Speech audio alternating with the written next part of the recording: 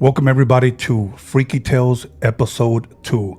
And first and foremost, I want to thank everybody for tuning in and everybody that's subscribed. This is our second episode and we already have over 1,810 subscribers. So this could not be possible without you guys. So we want to thank you for tuning in, for supporting us, and for sharing, liking, commenting, etc. Before we get into our subjects, I want to share that I've been looking at all the emails of many of you that have sent in your paranormal, freaky stories. Very, very exciting to share. At least, hopefully, we can get to 3 today. I'll try to share as much as I can, but please bear with us. After we share, we're going to open it up for us to elaborate a little bit on your story.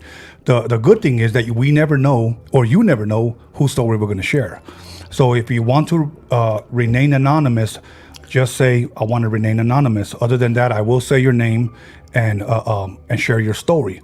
Now, above me, there is Freaky Tales Podcast at gmail.com. For those of you that are tuning in with us for the first time, you can email your story. If you have anything freaky, anything paranormal, anything demonic, anything that you want to share with us, share it with us. Try to keep it within possibly 2 paragraphs, enough for us to read. Other than that, below me, it should be Freaky Tales Podcast on Instagram. Freaky Tales Podcast on Instagram. Follow us there for future content. Well, listen, enough of me. Let me go ahead and say hello to my good friend, the Spice Smuggler. Hello, Tony. How you doing? I'm doing great.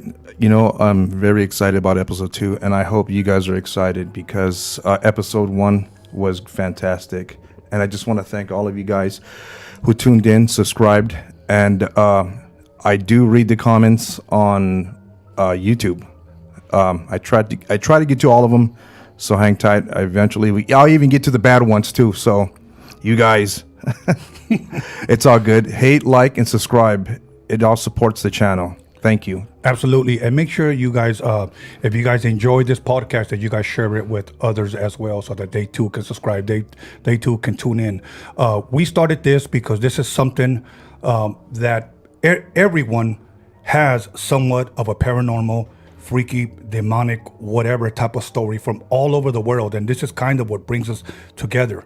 Now, either we're all lying or we all experienced something. Yeah, evil has no prejudice toward anybody. Absolutely. I mean, you could be in Africa and experience something. Yeah. You could be in Compton and experience something. Yeah. There's, if you will, evil or paranormal or entities everywhere, whatever we want to call them. Yeah. So now, other than that, let's jump right into one of our first topics. And one of our first topics came when we started watching a movie the other day. Do you recall what movie that was? Yeah, The Devil. The Devil. Or just Devil. Yeah. And correct me if I'm wrong, it was directed by M. Night Shyamalan. Yeah, that's a hard one to pronounce, but you got it. Yeah, I would hate to butcher that name. But what I found interesting about that movie, it had been several years that I had seen it. And when I saw it, I told you, that's our topic. Yeah. And our topic is the devil. One quote that we all know is that the devil, if maybe you can correct me on this, and I'm paraphrasing, is so good. He has, if you will, people. He's caused people to believe that he doesn't exist. Yeah. You know? That's his number one game plan. Right, that he does not exist. But you do have some of his little minions that go rogue and expose a lot of things that make people do believe. But his ultimate goal is to not exist in the minds of people. Right.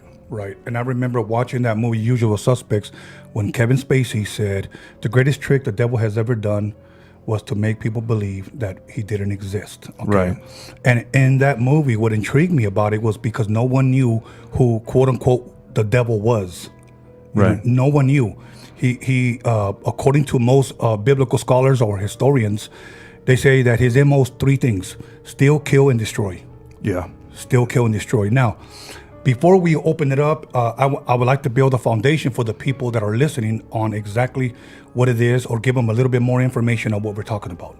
For an example, Lucifer is one of his many names. Actually, that was his name before he actually fell from heaven. That was his actual birth name. Can I say that word, birth? Yeah. Okay. Yeah. I think people would understand what you're saying, and according to Bible scholars, Yeah. they would agree with you. When he fell, there was many names that many people gave him. The Quran mentions the devil. The Bible mentions the devil. Right. You know, many other writings mention the devil. Mormon Bible. Yes. For an example, Belial is one name that many people give him. Right. El Diablo, obviously the devil in Spanish. We already mentioned Lucifer. Beelzebub, okay? Right. Lord of the Flies, you know, and we can continue to go on. Any names that I did not mention? I think you and I split hairs on that. A lot of those names, I believe, were other high-level demonic entities. Okay. But I think you're a little bit more educated on Lucifer because that's a subject, and I stated that on my social media. Right. Speaking about the fallen one is one I do not like talking about. Right. I've had a rough week just thinking about Right.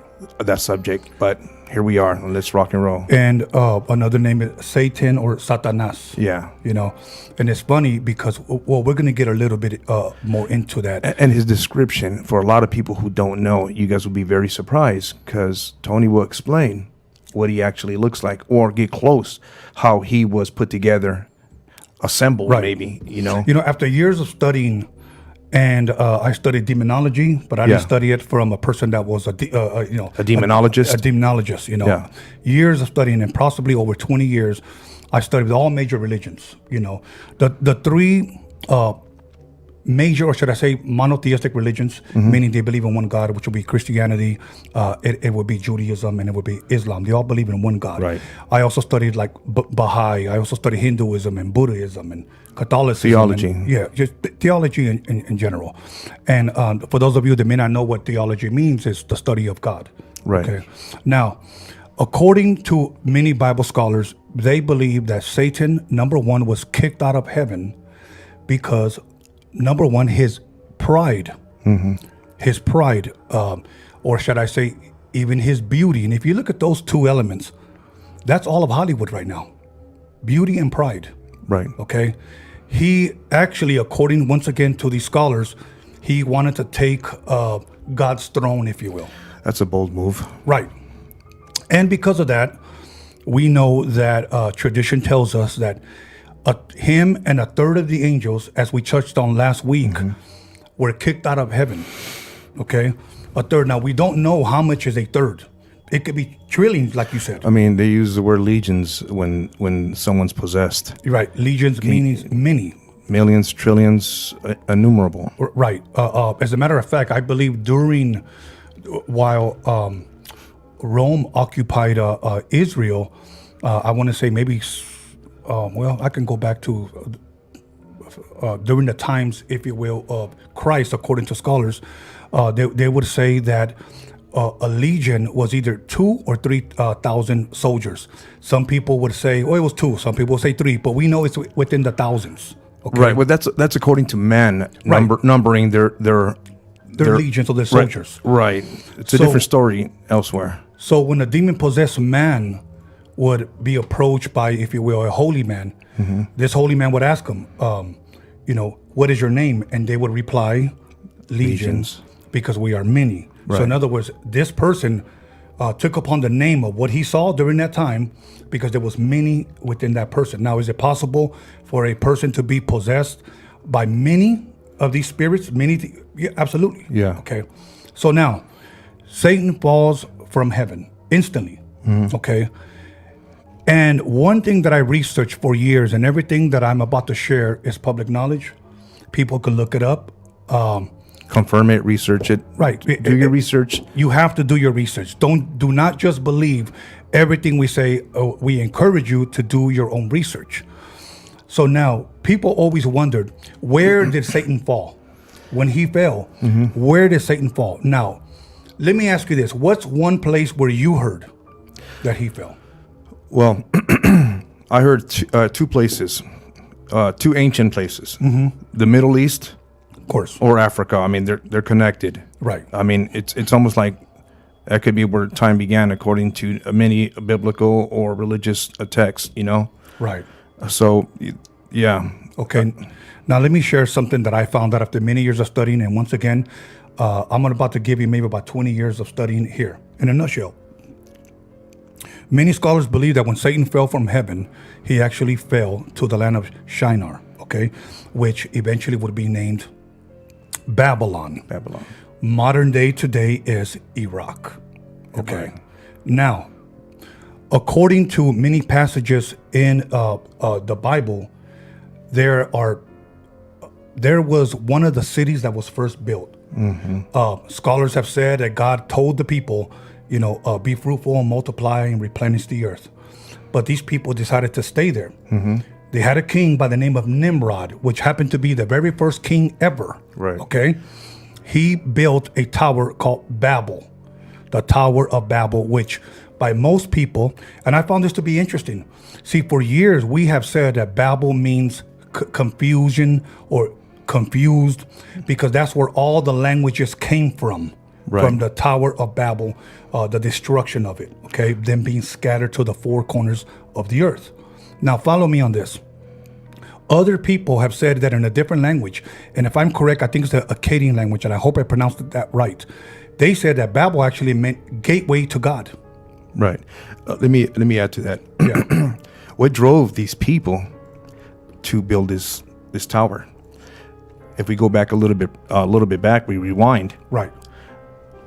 We're thinking that could be the spot where Lucifer fell from heaven.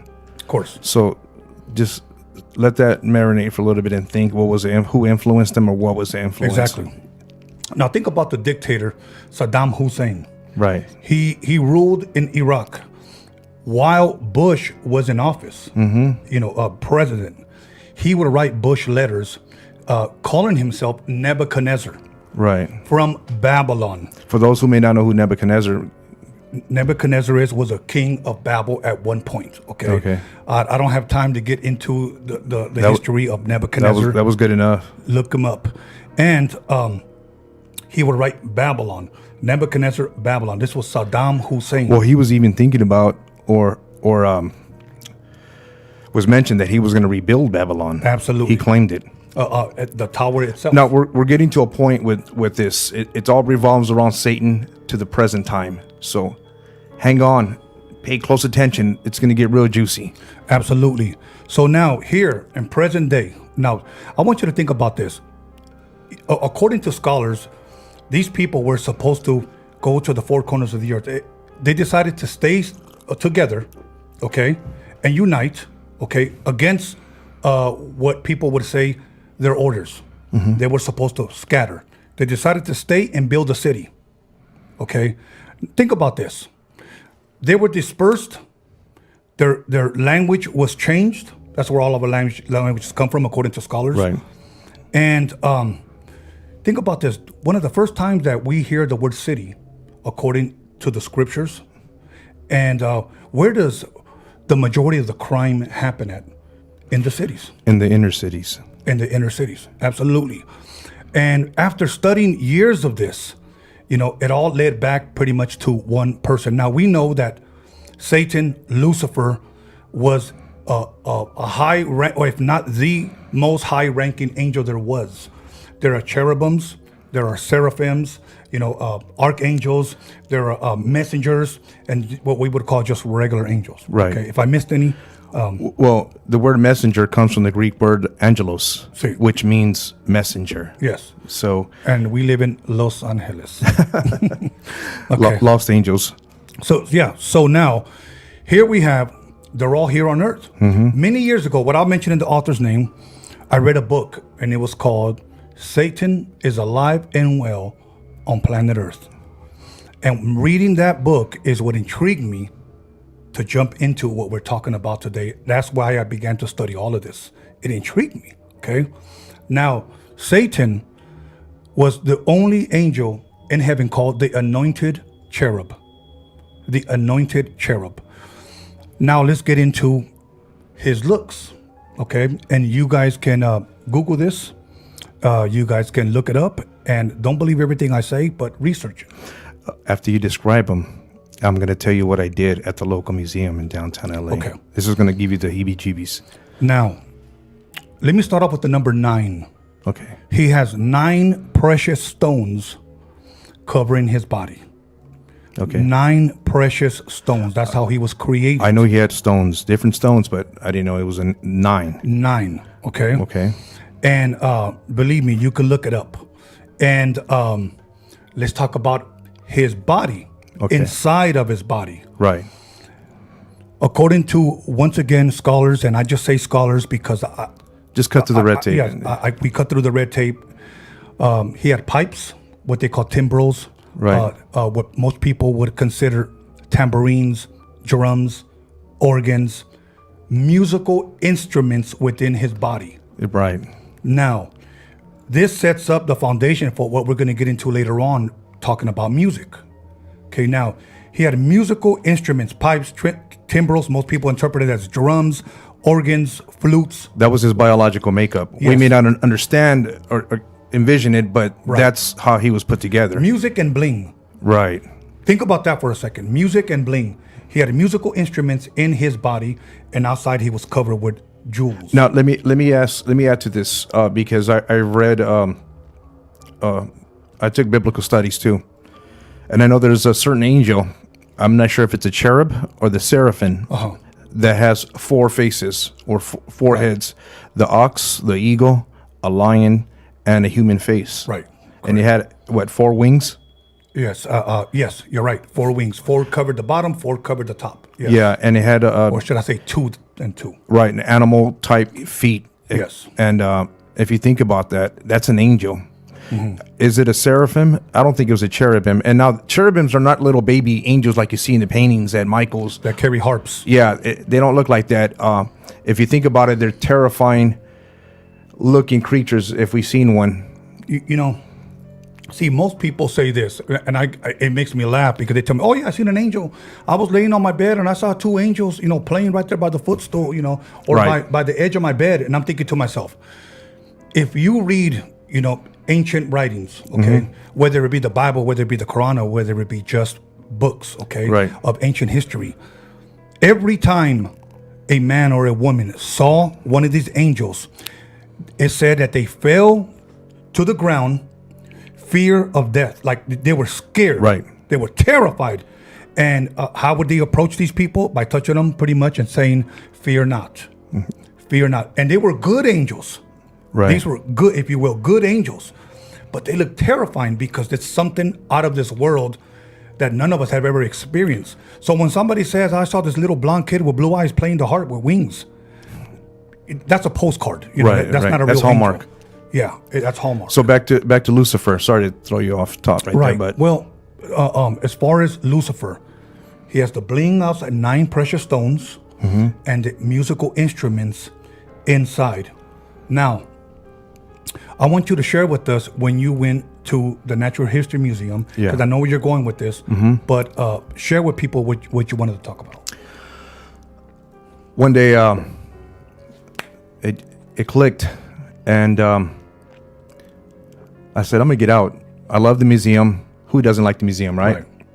Went to the museum, and I said, you know what? I'm going to look up these rubies, emeralds, and stones Yes. that I know that Lucifer has, he was decorated with. Right. And if you remember, I called you and said, hey, Tone, they have this huge room. It's in a vault. And they have all these jewels, sapphires, rubies, diamonds. Yes. And I said, text me the names of all those jewels that Lucifer had. I'm going to look them up, and I'm going to... Why I did this, I don't know. It just clicked. And I wanted to see this with my own eyes.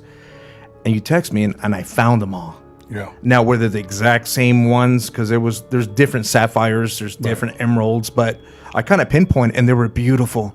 Very beautiful. Just to stare at them and Yes. think, wow, you know, these things are so precious. It's named in religious books, you know. Yeah. And I thought it was amazing. Yet I kept wondering, scratching my head, why am I looking for this? But as I always did, I always looked up anything that involved the paranormal, hauntings, demonic, whatever. You know, according to certain passages, he is described as a roaring lion seeking whom he may devour. Okay. And by the way, he hates humans. Absolutely. Absolutely. And if you believe in heaven or in hell, which I believe in heaven and in hell, okay, Why take the risk? Believe. this is a guy who's trying to keep you out of where he got kicked out of. Mm-hmm. Think about that. Right. That's what he's trying to derail you from. Okay. So now, think about this. He is thrown to earth, according to these ancient writings. And one of the first times that music is mentioned amongst the family of Cain. Now, Cain was a murderer. Right. Okay, killed his own brother. Who was he descendant from? Well, of course, Adam and Eve. Hello. Okay. Yeah. Now, but music is first mentioned among this family. Mm-hmm. Think about that, you know. So here you have precious jewels, here you have music, and here you have murder, if you will, murder And pride, right, reinforcing it, pride, which is why he fell. Exactly. That's exactly why he fell. Now, according to many scholars, once again, he is going to be facing judgment one day. So he knows his time is short. So what does he do? He is here to steal, kill, and destroy. Now, how many families do we know, without mentioning them, has he destroyed? I can't count that high. Yeah, I mean, think about that. How many people has he destroyed? How many people have had short lives because they listen to that little voice? Look, taste, touch, follow me. See what it does. Yeah. And you know how they say the curiosity killed the cat, you know, but Very true. So here we have him walking around planet Earth seeking whom he may devour. One thing that we must never underestimate is the devil. Why? Because he has been around since the very beginning. Since the very beginning. So what does he have? He has his captains, his generals, if you will, his own army. Well, you know, he's been around since our beginning, way before then, before we were probably ever thought. And I'm only saying this so we can people can grasp the thought, because the Creator knows all. But I believe that he was around before we can even comprehend. Well, see, that's why it doesn't surprise me when somebody tells me, you know, I heard a voice and it called me. I think it's my mother. Because he knew who your parents were. Right. He knew who your ancestors were. Right. And that's why I'm not so quick to, if you will, accept when somebody says, that was my father who came to visit me. You know, because these demonic beings can camouflage or pretend. Yeah, they're called familiar spirits. Familiar spirits. Yeah. Okay. And these are actually low-level demonic entities portraying to be family members to trick you and do things. Yeah. It's almost like a spam caller nowadays. Hi, what's your name? Is your name so-and-so? What's your date of birth? We need to confirm this. A lot of these demonic entities will get on your little soft side and try to persuade you to give up information, but they pretty much know everything, but want to convince you by asking you or telling you, hey, it's me, your cousin, your brother. Yeah. You know, it's funny, I'm talking about this and I'm getting like 100 different thoughts at the same time while I'm talking. So if I crisscross a little bit, I apologize, but my mind is flooding. You have so much info that you want to get out. Yeah, I don't want to lose track, because it's like all these thoughts. You know, I've studied ancient history, and what I mean by ancient history, let me name what I've studied: Syria, Egypt, Babylon, which is modern day Iraq, Persia, which is modern day Iran, Greece, Rome, and the history of Israel. I think I know more about ancient history than I actually know more about Mexico's history, you know, which is probably a shame. I'm ashamed to say that, but I've just been intrigued by that. And I got intrigued by it because I loved Egyptology. Is that why you're a big fan of Indiana Jones movies? Absolutely. You know, but now,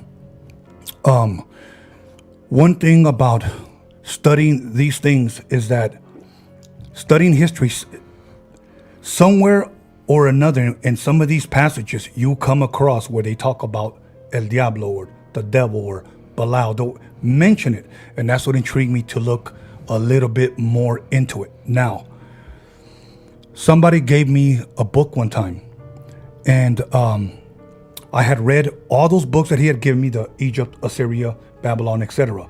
At the very end, he gives me another book, and he said, I'm going to give you another book. This was a very old book. Before you get into that very old book, I know you and I split hairs on a lot of things, but how many times can you count on one hand how many times that you experienced anything like I have?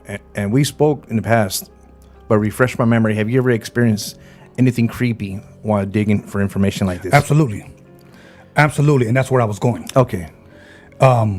So this man gives me, I was about 22 years old, and he gives me a book, and he tells me, this is a very old book, and this is the only one I'm going to let you keep. All the other ones I had to return to him. And so I'm thinking, because he had books from the 1700s, 1800s that were worth thousands of dollars. Yeah. So I'm thinking he's going to give me an ancient book that's going to be worth some money.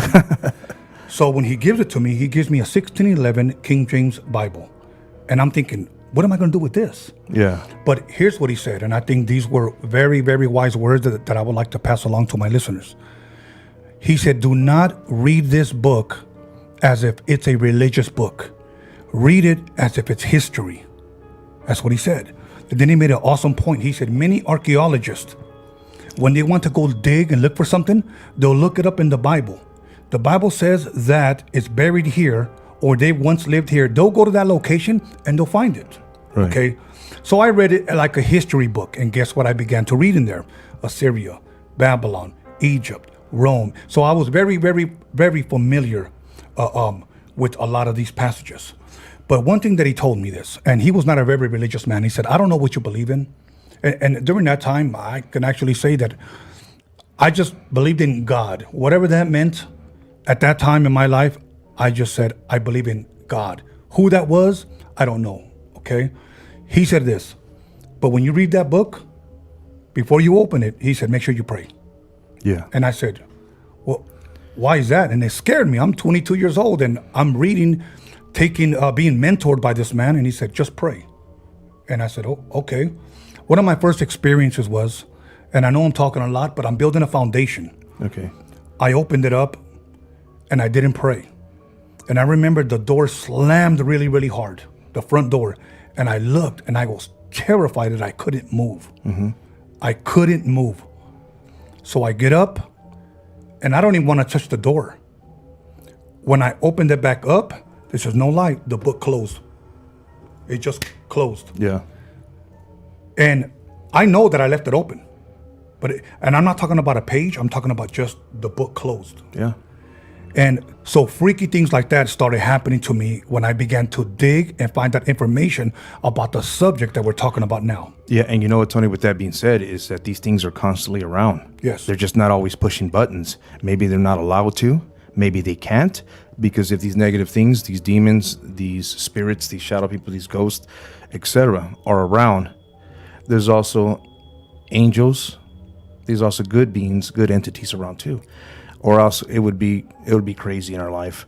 But yeah, I experience a lot of stuff that I can't explain like that, especially at certain family members' houses. Doors shutting, furniture moving. I've seen shadow people of different sizes. And I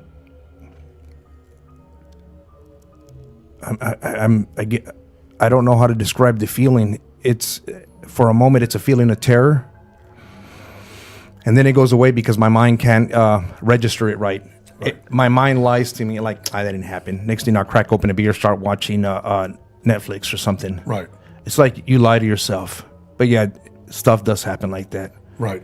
It's funny because just because of Freaky Tales of last week, many people inboxed me, DM'd me, even text me and said that weird stuff started happening around their house. I've been dealing with, honestly, since that episode, Tony, I've been dealing with deep depression that is not of my own and anxiety. And I'm telling myself, I know it's not me. I know, because it's the same feeling I get when I used to go deep in reading and research. And that's exactly what's happening all over. I do my own thing without mentioning to feel better. Right. I'll say my prayers. I'll go to the beach. That's where I was at not too long ago. I was in Long Beach, sitting on the rocks, just staring out the ocean, just trying to be alone and meditating and talk to the Creator and saying, man, is this something I should do? Keep going? But I have a passion for it. Right. But yeah, you got to be very careful. You got to be spiritually strong, mentally strong, or it'll creep up on you. Let me share with you a story that a friend who's in the service, in the military, shared with me. And when he told me this, it really, really freaked me out. Says, we're talking about Lucifer, the devil, okay? He was in the military and he was in Iraq, okay? During this time, they were looking for Saddam Hussein and his 2 sons, okay? If you remember that time. And he said as they're walking through the village, or I'm not sure exactly what they called it, the town or whatnot, it was all bombed up. Everything was destroyed. But they were looking for shelter, to drink some water, to take a little break, to take a load off. They walk into something that he called a church. He said it looked like a church, but half of the roof was missing. Okay? He said, and the only thing that was still intact, the people were picking it up and they were standing it up still. And it was an angel, like a beautiful angel. He said, I thought Michael the Archangel. He said, I thought something good. I remember hearing about this. I even read a little bit on it, but... So he said that he asked him, because he started helping him with the statue. Yeah. And he said, who's this? And then they said, oh, Lucifer. And he said he stood back and he said, what? And he said, yeah, this is Lucifer. And he said, you guys worship the devil here? Now think about this. Here's what they said, and here's how deceived they are. That they said, when Lucifer was in heaven, he was good. So that's the Lucifer that we worship here, the good one. And he said, I never have heard anything like that before. And neither have I. When he told me, this was about 10 years ago. Well, actually, they captured Saddam many years ago, but possibly around that time is what he told me. I don't remember quite the time, but I've never heard anything like that. They worship the good Lucifer who was in... Yeah, I mean, what are they trying to hang on to his good side? I mean, it doesn't make any sense to me. Yeah. Or was that an ancient statue? Did they find it? And is that who they were worshiping? Lucifer? Yeah. Well, think about this. If we go back to Babel, God's gateway, if you will. Yeah. A lot of things start to connect when people say, or scholars say, that he fell from heaven to Iraq, Babylon, the land of Shinar, right, etc. So it kind of makes sense to me that they would be worshiping him there. Right. Okay. Now get this: Babylon, modern day Iraq. Right. Okay. When we invaded Iraq, because of Saddam Hussein having weapons of mass destruction, nothing was ever found. Right. Nothing. Okay. I did a lot of research on the subject. Supposedly, now Google it, do your research. Supposedly, Saddam Hussein had found ancient technology like a Stargate. No, I'm saying it because they don't make sense. Yeah, the Tower of Babel, a tower to heaven. Was it actually a tower, or was it some form of technology? I'll touch on that after. Yeah, so the military went in there supposedly and swooped it up. And it was like in a pyramid-shaped building, and there was a American military guarding it. And that's why conspiracy theorists, like myself a little bit, sway that way. And it holds water. It really holds water if you know the history, like we just discussed. Right. It's always, why is it always the U.S. government going to these countries, making accusations, and then going to do this? Right. You know, Well, United States is really, and I'm not an American basher. Me 'Cause neither. I would not want to live anywhere else. absolutely. Okay. But we are probably the only country that would bomb and destroy and then go back over there and help them. Yeah. I mean, that's just the way it is. Yeah. America has been known for years as the breadbasket to the world. Everybody, if you will, we feed everybody. We take care of everybody. Yeah. Now, one thing that he said, what didn't make sense to me, that I saw little kids with drums, flutes, if you will, prancing or marching around the statue. To me, it made sense because what's in his body? Drums, flutes, organs, tambourines, etc. Yeah. Music. Many people believe that he was, if you will, the choir director in heaven. Whether that's true or not, somewhat makes sense. Rewind a little bit. Remember, one of your favorite movies is Stargate. Of course. Remember, and you and I debate on this and argue back and forth, and I told you, Hollywood hides the truth in movies right in front of your face. So when something like this surfaces, it's easily written off by saying that's a movie. People are conspiracy Right. theorists. The word conspiracy theory was coined by the government in 1967, if I'm not mistaken, to make people seem like crazy when they came up with this. But yeah, without going too far, Hollywood does deal with the truth in movies, and it's not based on a true on a story. Right. It's information given to them. I could tell you stuff about Ronald Reagan and Steven Spielberg, how they fed information to Spielberg about the movie E.T.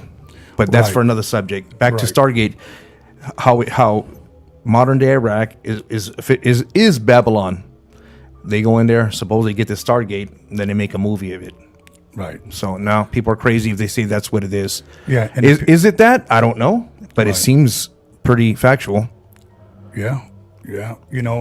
I mean, and I can go deeper, but I'm gonna try to stay shallow because I don't want to lose people. Yeah. Okay. But now, when he was sharing this story with me about these little kids playing the drums and playing the flutes and prancing around this, it all made sense to me. Okay. I get it. I understood it. I didn't try to explain it to him because I knew he wouldn't understand. But now, back to the subject. The devil, Lucifer. One thing that we need to get out of our mind is Hollywood. He's not a red guy, with a goatee and a pitchfork and horns. But now think about this: that all over the world, I meet people that could be from Europe, people that could be from Mexico, people that could be from the Philippines, and somehow we all have a story that the devil or something appeared to me. I saw something. Okay, now. Again, either we're all lying or we all witnessed something. Right. Okay. And I mean, I don't know. You care to elaborate a little bit on that as far as what people say? Well, I'm always going to fall back to the point that the devil himself is not going to appear to just anybody.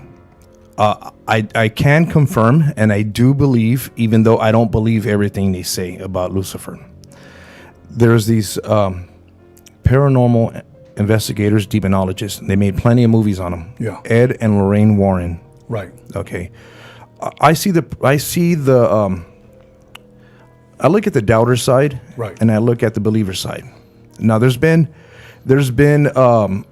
body language psychologists, I think, for lack of better words, have studied them and said that by their interviews and their body language, either they're over exaggerating what they're saying or they're lying. So it raises a red flag. I've read most of their books, and I tend to believe them, yet I do think they exaggerate a little bit. I don't think they're lying. But my point is, Lorraine Warren had mentioned in one of her books, and I don't remember the name of the book, but she has said, without describing him, because I don't want to give him any attention or glory, but he appeared in a room, in a circle of flames, and he was wearing a golden crown tilted to the side, and he just smiled at me. The reason I believe Lorraine Warren is I believe that they kicked up enough dust to rattle the cage in his realm, like they were exposing Lucifer, or just causing a lot of problems to them evil forces. Right. But yeah, because usually Lucifer will never deal with people. High importance people is who he messes with. You know, according to scholars and ancient writings, in these ancient writings, there's only two people that are mentioned that Satan himself have and will possess. Listen to what I said. That have and will possess, only two people, and one of them is funny. And I don't mean it like funny as in ha ha. It's funny like as in wow, as in weird. One of them was Judas. Yeah, the son of perdition, who supposedly betrayed his master, his Lord. Okay, it said that Satan entered into him. Right. Okay, that's one.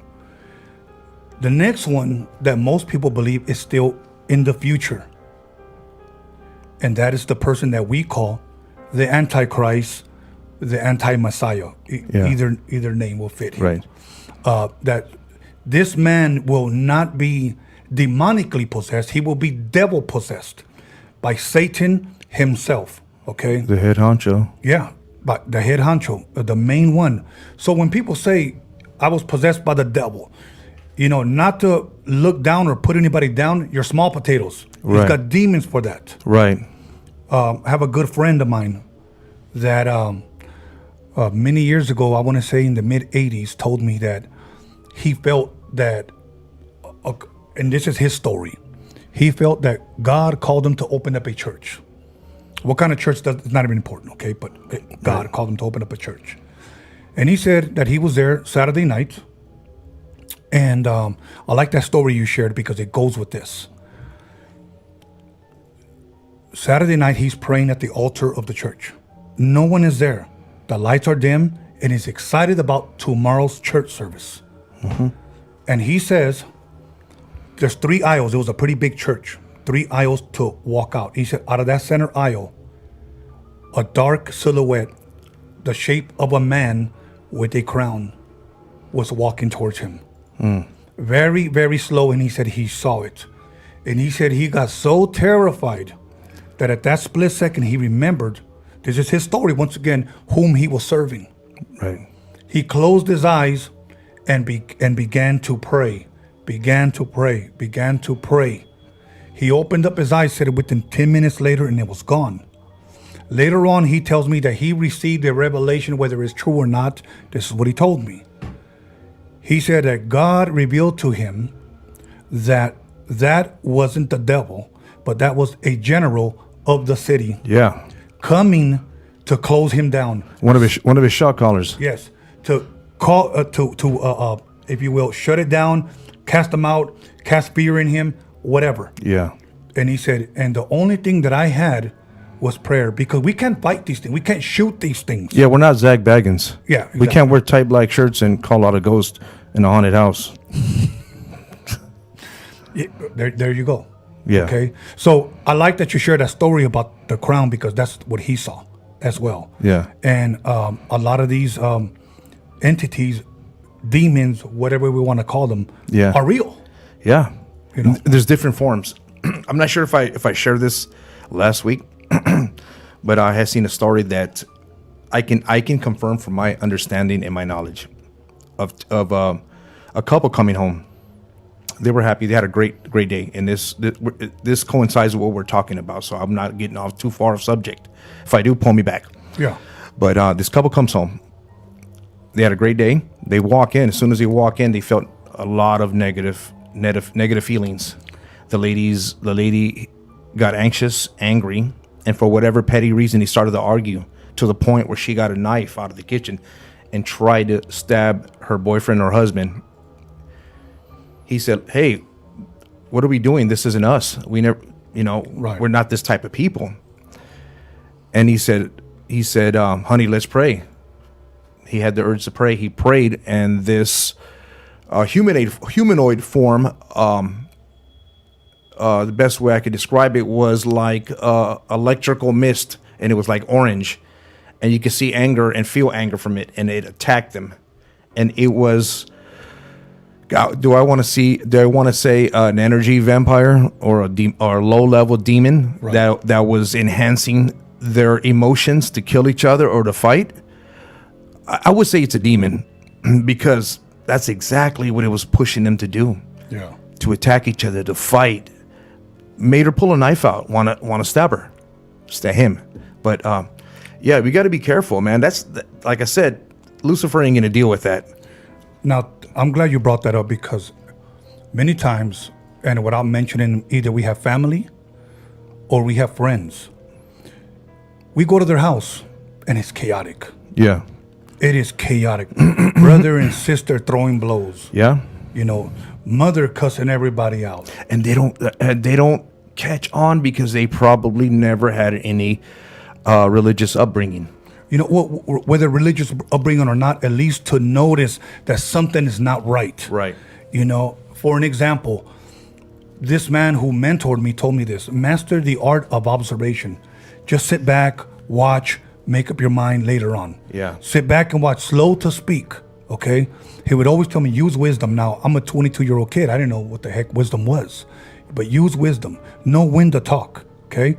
I would go to people's houses and I would see brothers and sisters throwing blows, husbands and wives going at it, cussing each other out. Right. Just, there is no peace there. Yeah. There is no peace there. And that's one thing when it comes to my home. You yourself have said it. I feel peaceful here. I don't see nothing here. Yeah, I don't sense anything negative or evil here. Right. And that is because I think we don't give in to these things when either they whisper in our ear or we meet people and I see things and we don't bring those things home. Yeah. You know, my home is like my safe place. Right. You know, I'm very, very careful who I allow to come through those doors. Mm-hmm. I'm very, very careful with that because you never know what they may be bringing. Yeah. I want to share with you, same subject, another form of demonic influence. It's not always possession, but it's borderline. They're opening the door slowly and you're letting them. Yes. What they'll do is focus on your negative thoughts, because we all have negative thoughts, or we may have grudges towards someone or have anger towards someone. When you find yourself thinking negatively about someone that did you dirty or wrong, and it starts to snowball in your mind, next thing you know, you're playing out what you would say to this person. Either you're driving or walking or sitting in the living room, and you're doing this whole role-playing thing like if you were really telling them something. It's like your thoughts, you're verbalizing them, and you're seeing it in your mind. Next thing you know, 15 minutes are gone by, and you're talking out loud in the room or in a car. It's happened to me, and I say, what the hell? That's not me. Yeah. I'm allowing it the longer it goes on. And This is why I told you this week has been rough. After that last one, it's been an attack on my mind. Not furniture moving, not seeing things, an attack on my mind. Right. And I think that's where it all starts. Absolutely. 100%. I mean, think about this. Say, true or not true, the story of Adam and Eve. Yeah. True or not true, it's up to people to make up their mind. Right. But let's just go over the story. That's why I say it's be careful with drugs. All right. Weak-minded people are very vulnerable to the devil. So here we demons. have a tree in the midst of the garden. When it says midst, meaning in the middle of the Garden of Eden. Let's look at Eden like a city. Mm-hmm. And according to the scriptures, to these ancient writings, here you have a garden in the east of Eden. Now, in the middle of the garden, there was a tree. The knowledge of tree of good and evil. And then, the tree of knowledge of good and evil. So it said that the fruit, whatever was on that tree, was pleasant to the eye. It was beautiful, whatever it was. Right. Okay. And that she longed for it, Eve. So the only two people that we have on earth, according to these writings, is Adam and Eve. And here comes the serpent. We do not know, because people laugh at this idea. Can a serpent really talk? We do not know how they communicated. We do not know. All we know is that the serpent said. Right. Okay. Now, did you want to interject right there? No, I know where you're going with this. She was told not to eat of it, which was why it was enticing. I think that's where you want to go. Yes. That's part of it. Okay. But the other part is this. According to this story, the serpent never grabbed her hand and told her, you better grab it right now. Yeah. Or he didn't take the fruit off and give it to her or shoved it down her mouth. All he did, think about this, he talked to her, what you were saying. The mind. The mind. He attacked her there. Okay? Now, she ate of it. We all know the story. She gave it to Adam. Okay? He ate of it. They were kicked out of the garden. Now we live, according to the story, in a fallen world. Before that, we were in a perfect world. They were two perfect individuals, according to this story. Okay? They were two perfect individuals. Who corrupted that? Okay? Supposedly, Satan, the devil, Belial, whatever, all by just talking. So you were sharing stories about these things going through your mind. Protect your mind, because they'll find any weakness to get into you. Now let's make the story relevant today. Okay. Charles Manson. What's that other killer's name that was killing people? He said a demon was speaking through a dog. He's Son of Sam. He's still in prison, and now he's, I think, a religious person now. Yes. Son of Sam. I did research on him, but I just didn't remember his name. And in Georgetown, the guy from Guyana, what's his name? Jim Jones. Yeah. We're not talking about the rapper. Talking about the real Jim Jones. We can, we could do a whole nother subject on we're going to get there. False teachers. Yes, we're going to get there. But now, Charles Manson supposedly was never accused of killing anyone. Like he himself did not do it, supposedly. But he told them to do it. Right. That's what he was guilty of. The voice. I want to add to that, and this is going to rattle your noodle. You know that Charles Manson was working for the CIA? I've heard that. He was working for the CIA. And I just read up on I brushed up on some research, and I came across a general or some high-ranking general in the military that dealt with psychological warfare. And you know what church he used to go to in San Francisco and became a part of it? The Church of Satan, Anton LaVey's church. See, I didn't know that. Yeah. Wow. So what I'm trying to tell you is that the government in the 60s and 70s was dealing with psychological warfare. But you don't always know who's behind it. Right. And what do they do on their free time? Right. And then I find out that Charles Manson was working for the CIA. He kept getting arrested and go to federal prison and released, getting arrested in small jails and getting released, or someone would come get him out. Wow. There's a lot of Satanism behind a lot of these big things. And that's where a lot of this stuff leads to. And I just can't wait to get to the second hour, because we're going to go deeper in this. Now, let's look at somebody else. Jim Jones, through religion. He was a pastor. He told people, let's go to Guyana. Okay? Yeah. People can look it up. I'm not going to share too much about it. Guess what? The United States found out that he was holding people against their will. He himself never killed anyone, but many people took that Kool-Aid voluntarily. They knew they were going to die. They knew. But all he did was he told them, this is the way we end it. Go ahead and drink of it. And we all just go to sleep and end up in, if you will, heaven. Yeah. He himself was found with a bullet hole in his head. He himself possibly didn't even have the guts enough to take that same Kool-Aid that he gave everybody. No, I believe he was demonically influenced. Absolutely. Charles Manson as well. Yeah. Here's another one. Richard Ramirez. Well, I'm gonna I'll agree to disagree with you on that one. Okay. Because when he was doing, well, go ahead, and then I'll Okay. Keep in mind, this is the same guy who said "Hail Satan" with the pentagram on his hand in court. Okay. Right. Now, who did we mention? Charles Manson, Jim Jones. Think about this world leader. Think about this guy never killed anyone, but he had a great tongue, meaning life and death is in the power of the tongue. Adolf Hitler. Oh yeah. Think about that one. You know, some people say that he was a great man somehow. Well, he actually escaped and died in Argentina in 1985. I didn't know that. In the mid 80s. Yeah. And when that happened, most of the German scientists came to the U.S. Yes. And guess who they work for? NASA. Yeah. As Alex Jones says NASA is the breakaway government. They're a rogue part of the government that does stuff that higher levels of the government don't know about. Now, I don't agree 100% with Alex Jones. Me neither. But I agree with that. Yeah. Okay. But so, back to Richard Ramirez. okay. Demonically influenced to do what he was doing, possibly. Yeah. But he wasn't a devil worshiper, a Satanist, or any of that when he was doing it. He was on drugs. He was on the streets. He was getting off on all this stuff. Demonically influenced, yes. Only when he got arrested and went to jail and he was going to court, he started coming out with Hail Satan as he was Satanist. But he was never truly a devil worshiper, a Satanist. I believe he was demonically influenced, possibly possessed, not necessarily, but yeah, I think he was a puppet. Well, they're all puppets. Yeah. Well, there's a difference between being possessed. I believe he was. Okay. Yeah, we split hairs, but it's okay. We're on the same page. Right. Because you could be possessed to do these things, but I believe Richard Ramirez was heavily influenced, not possessed. You know, because if he was possessed, he would have been out there doing more murders.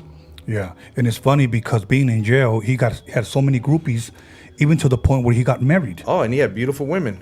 Yeah. Yeah. Yeah, he had his own fan club writing them letters, and he got married in there. As a matter of fact, he just died recently. Yeah, they put someone, a murderer, in a cell with him, and the guy was begging to get out. And this is what the guard said, that this individual that was put in there with him was pleading to get out. Get me out of here. Get me out of here. And he said that Richard Ramirez is a devil himself. Right. Now, that's just a highly exaggeration of the evil, Right. Of who he was. Yeah. You know what? I have met people, and call it a gift or not, I don't know what it is, but that I was just scared of. Meaning this, not scared as in throwing blows, if you will, or standing face to face. No, I understand what you're saying. It's just something about that person that really, really, for lack of better words, creeped me the hell out. Yeah. I just did not want to be around that. Since I've been alive, I could probably count them in one hand, how many people I've met like that, you know, and it's not a good thing. But here's what we're gonna do. Before we go on another thing, I want to share a quick story. I went to the bank today. Okay. I'm gonna sum it up real quick. I walked in. I'm like, oh shoot, it's a long line. I got in line. This guy was walking back and forth. He just got surgery on his arm. So Edwin, if you're watching, this is about you, because you kind of creeped me out. I was in line and he said, hey bud, you know, I'm gonna sit down. Would you hold my spot? I said, go ahead, boss. You know, when I get to the window, I'll call you before, you know, you can go. Oh, thanks. So I called him before I got to the window, and I said to him, hey, you know what? I'm promoting this new podcast, and now you're gonna do me a favor. Watch it tonight. You know, subscribe if you like it. Yeah. And he sees it and he goes, what is this? He said, you know what? I got some friends that are coming down, and he said, by the way, you know, this is not coincidence, you and I meeting. And I said, what? He says, I don't believe in coincidences. Right. But he goes off and he starts touching the wall and he starts talking about heaven and hell and demons and devils. And he got friends that are going to do this documentary on this stuff, exposing a lot of stuff. And I said, that's what we're going to talk about. But when I got to the window after him, I looked to my left and he's just staring at me. Right. It could just be some creepy guy. Sorry, Edwin, but you creeped me out. He just kept staring at me, and I really got a weird vibe from him. Right. Well, not demonic, no, man. But I wanted to share that story because I'm hoping he's watching. Well, it was a freaky, if you will, story. Now, with me, it was totally something different with these people that I met. Like, it was almost like, I know there's something inside of you, dude. You know, that type of deal with me. Well, like I said, your positive energy and these negative energies are going to repel like two magnets. You're going to feel it. Of course. So here's what we're going to do, you guys. We're going to go ahead and take a 5-minute intermission, okay? And we'll be back in 5 minutes. So make sure you let somebody know, share this, and let them know that we're about to switch subjects. It's going to get a whole lot better. Many of you guys have asked for this show to go on a little bit longer. We're going to try to do that. And then eventually we're going to get to your letters. many of you who emailed us at freakytalespodcast@gmail.com with your story. I'm going to try to get to at least 3 tonight. If not, I know for sure at least 2. But we're going to switch gears. Give us 5 minutes. Don't go nowhere. Come back. We'll be back. 5 minutes. Freaky Tales Podcast. Thank you for joining.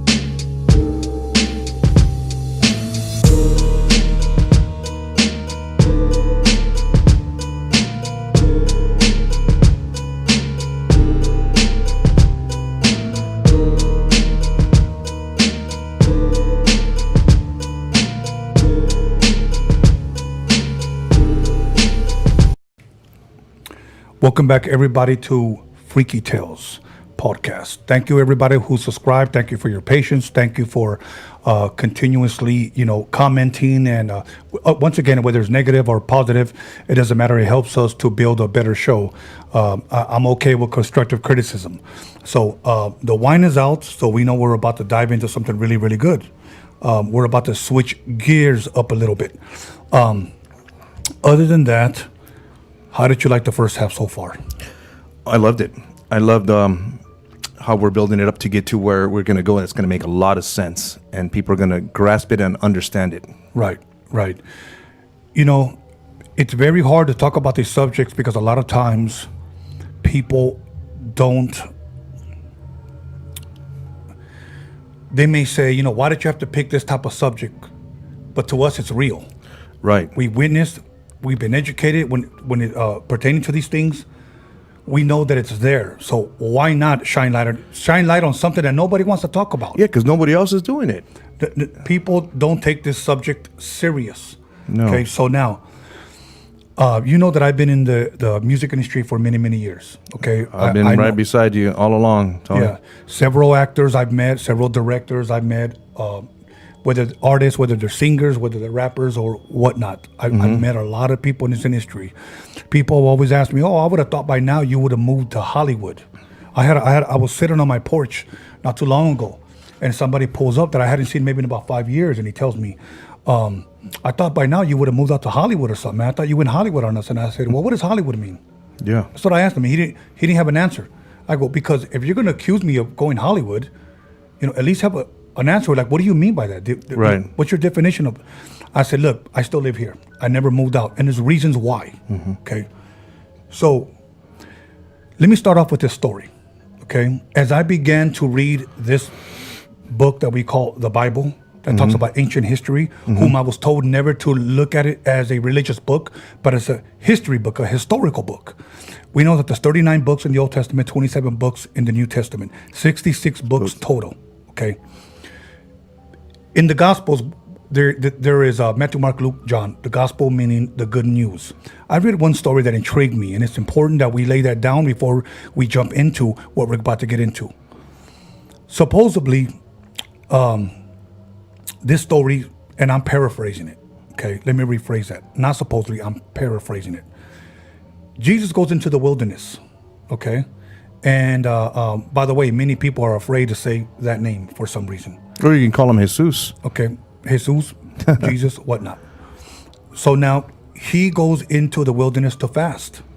Okay, to fast and to pray. And he turned water into wine.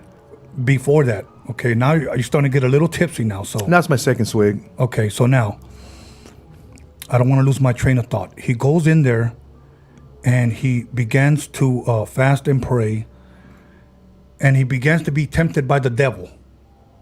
There's only 3 temptations given, because it said that he was tempted day and night, day and night, day and night. One of them was turn the stone into bread. Another one was jump off the temple. Suicide. Yeah. Okay. And the other one was this. Everything here has been given to me. Somehow, in a moment's time, does he have this power? I don't know, but this is what this story said. He showed him all the wonders of the world, everything that the world had to offer. And he said, if you bow down and worship me, I will give you everything. He said, because it has been given to me. Now, many people will debate, when was it given to him? Many people will say it was given to him in the garden. We don't know. I'm just telling you what I've read. So now, he doesn't bow down. Satan leaves. And it says that he leaves, but he comes back at another opportune time, whatever. Because Satan's not going to give up.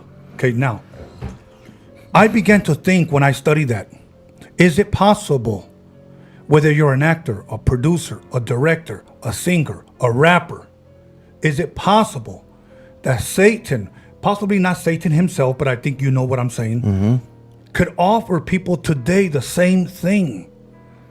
Yeah, but it's a lie. We know that. Yeah. We know that. And I'm glad you said that, because it is. Yeah. Because it's not his to give to you. Yeah. Yeah. I want to answer that, but it's a long explanation. So Take your time. okay. You can get satanically blessed, but there's things you got to do, and they're very disgusting, very nasty, and it isn't Lucifer directly. Sometimes you deal with low level demons, sometimes you deal with higher level demons.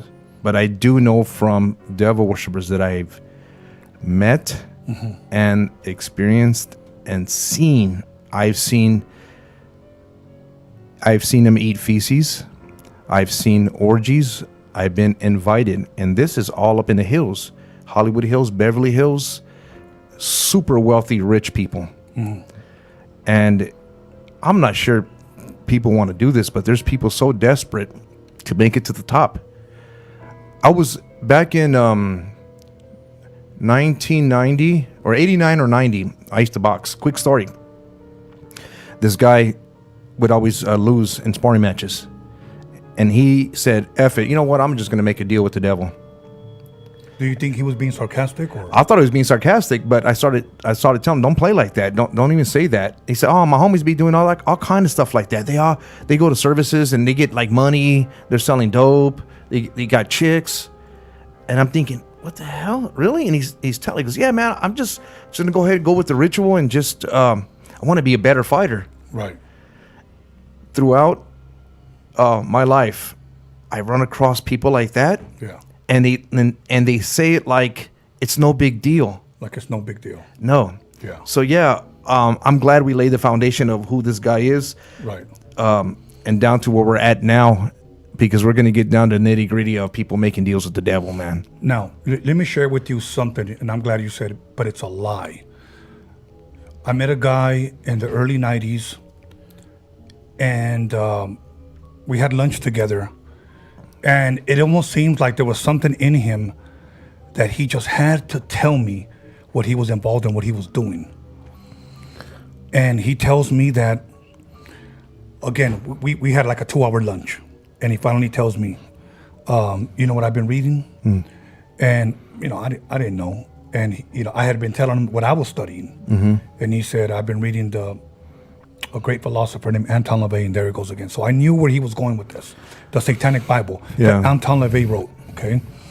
Some people believe that Satan himself is either a person, meaning an angel, or they just believe he's a force somehow. Okay. We're not here to discuss that. People can split hairs on that all day. He told me he believed Satan was a person, meaning a fallen angel. And what he told me really shocked me, because here's what he said. He said, I'm involved in a Satanist group. You know, we believe, and these are his words, and I quote. And this is when you was in the music business, right? When you was... I want to say 1992, yes. Yeah, that's crazy. That's because, yeah, and here's what he told me. He said, I belong to a Satanist group, but he called it this group. Right. And I said, what kind of group is it? And he goes, well, it's Satanist group. That's what he said.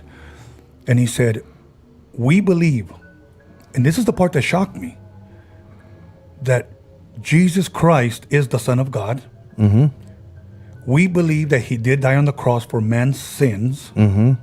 This is a Satanist telling me this. Yeah. And he says, we believe that he will come back one day. We believe there's a heaven and there's a hell. We just choose not to serve him because we believe that Lucifer has a special place for us in hell where we will not be tormented. He said, there will be tormented in gnashing of teeth and there will be utter darkness. He said, but we are going to be in a safe place. That's one thing that Lucifer has promised us. He goes, I have been very successful so far. Again, this is somebody that was in the entertainment. High levels. Yes. A lot of money. This was the first time that somebody ever opened up to me like that Right. and asked me, would you be interested in coming? And I said like this, look, man, I know, you probably think that I'm going to say yes. Yeah. I said, but I'm going to have to turn you down on this one. Yeah. I said yes to lunch, and I don't know if you were trying to recruit me. That's what he was doing. I said, but you know what? I'm not going to go there. And here's what he said.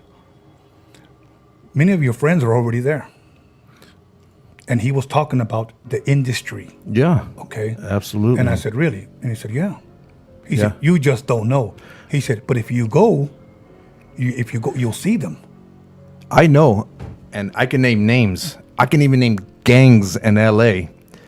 But I don't want to bring any heat. Right. I don't want even if I name names, you could do your research. You could find this either on YouTube, they're confessing it, or you can just Google search it.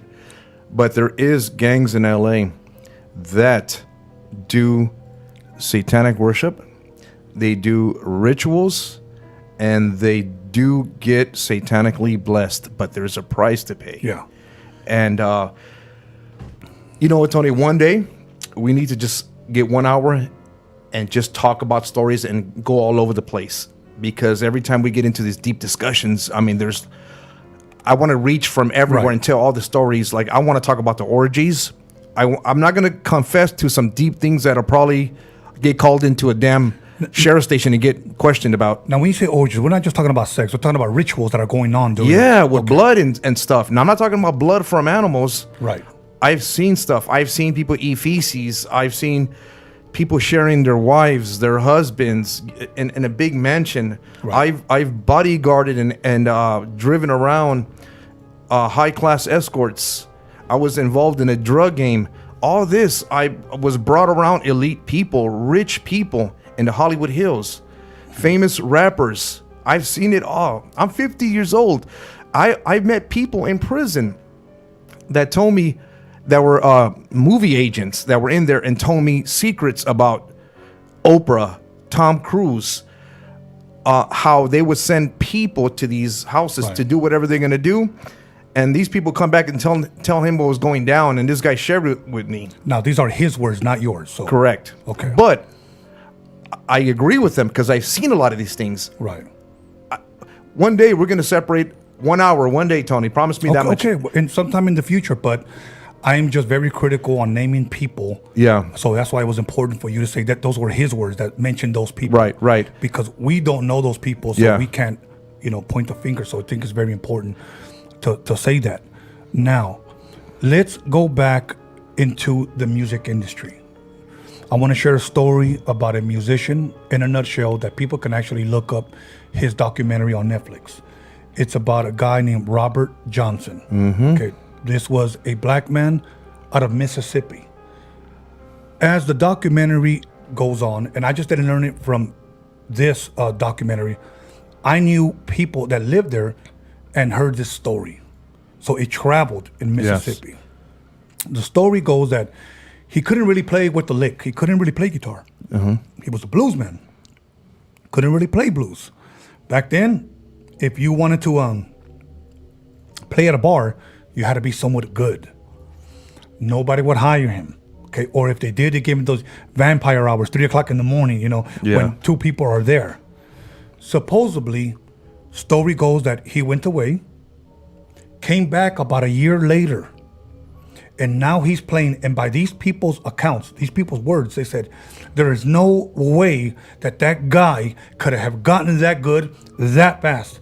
He said, I've been playing for years. And he said, it's what he was doing. It was like if two people were playing one guitar, or two guitars, but he was playing one. He said, there is no way. He said he was that good. And he came back. So people began to ask him, what happened? What happened? After a while, he was just saying, practicing. But he finally confessed to this one guy that he knew he could never be good enough. So he went to the crossroads in Mississippi, certain crossroads, and I believe that those crossroads still exist. Yeah. Okay. And supposedly he made a deal with the devil. Now, whether that was the actual devil, we're not even going to touch on that. Yeah. He gets on his knees, hands over his guitar. Supposedly this demonic being, blesses it, gives him back to him. But he tells him in return, it's your soul. Now, here's one thing that the devil will never tell you. Okay? When it's time. When it's time to pay the piper. Okay? Now, remind me of me saying the piper. Because he goes back to play and he's one of the best. As a matter of fact, many rock greats, when I say rock greats, we'll say people like the Rolling Stones even appear in this documentary. And here's what they say. He laid the foundation for what came to be known as rock music. Okay? These are just their words. Yeah. People may debate and differ. I get that. But in this documentary and other readings that I saw, everybody says he is the man that coined blues and that laid the foundation for what rock music is today. Rock and roll. Now, he ends up dying. His career didn't last that long. Only 2 pictures of him ever existed. Do you, by any chance, do you remember how old he was when he died? That's where I'm going. Okay. That's where I'm going, and I'm going to make it relevant till today. He is what we call today the 27 Club. He died at the age of 27 years old. Okay? Let's name some musicians, artists that died at the age of 27. Who comes to mind? Wasn't Jimi Hendrix 27? Jimi Hendrix. Kurt Cobain? Kurt Cobain. Jim Morrison. Wow, yeah. Janis Joplin. Amy Winehouse. Right. All died at the age of 27. Now, we're not saying that they made a deal. And that's too many numbers at that age to be coincidence, because there is no such thing as coincidence. Right. The thing is that you said there is such thing as a person being demonically possessed. But guess what? When it's time to come home, and let me tell you something, many of these people, and I say many, not all, many of these people died alone. Think about all the artists, movie stars, actors, singers, musicians. If you think, many of them died alone because that's when he comes to get you. There's a lot of rock stars, rappers, famous people right now that I can name that I know for a fact that made a deal with the devil. Because I know people up there in Hollywood Right. that I correspond with that tell me things. Right. And they're big time relevant right now in the scene. Right now in the music. I believe that. They're still playing their music. I don't want to name names. I don't want anyone's feelings hurt. And probably end up getting this channel shut down by naming. You're right. You're right. So if we get shut down, we said too much. Yeah. Okay. Now let's look at certain groups. We don't know if they were just trying to Hollywoodize. I don't even know if that's even a word, but I just made it up. Hollywoodize their music so they can sell. Take a group like AC/DC. A lot of people love their music. They were blunt about their. Right. AC/DC, Antichrist, Devil's Children, or Devil's Child. Let's look at groups like KISS. Knights in Satanic Services. Knights in Satanic Services. Now, when I began to study, I came across one passage that says there are 2 roads that you could take in life. 2 roads. One that leads to life. Which is very narrow. It says very narrow and few people find it. Right. And it says one that leads to destruction. And so many people find it. It is a wide road. So here we have a narrow road. And here we have a wide road. I began to listen to a song by Led Zeppelin called Stairway to Heaven. Now, nobody knows what he's actually even singing about. No one knows. We know the lyrics, but no one knows. Because people have said because it means something in reverse. I tried dabbling, in reversing and trying to listen to this song. I've heard some things. Eventually, the things that I understood, we'll play them here. Eventually, when we talk about backward messages in music, okay? Now, he says something because I want to say back in the 40s, Satan was given a name called the Piper. It's time to pay the piper. Yes. We've always heard that. Yeah. In that song, Stairway to Heaven, he says, and I'm paraphrasing, there are two roads that you can go by, but there's still time to change the road you're in. The piper is calling you to join him. Yeah. Now, that one just... I'll tell you another. I can name one, and I'm riding your coattail on this because they were so blunt about their satanic beliefs.